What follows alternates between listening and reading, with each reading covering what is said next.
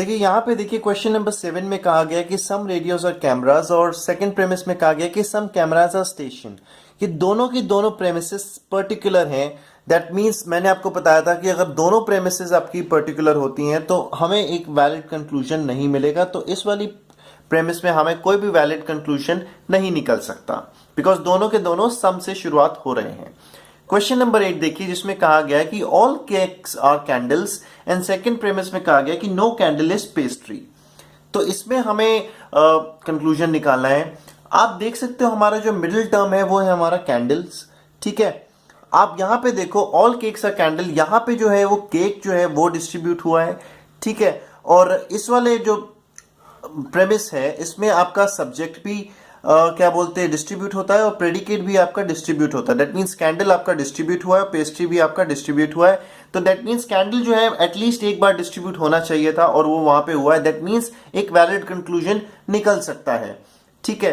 और क्योंकि क्वांटिफायर यहाँ पे ऑल है और नो है, जब ऑल और नो आते हैं तो दैट मीन्स यहाँ पे मैं कह सकता हूं जो हमारा जो वैलिड कंक्लूजन होगा वो हमारा नो से शुरुआत होगा, ठीक है। तो मैं यहाँ पे लिख सकता हूं कि नो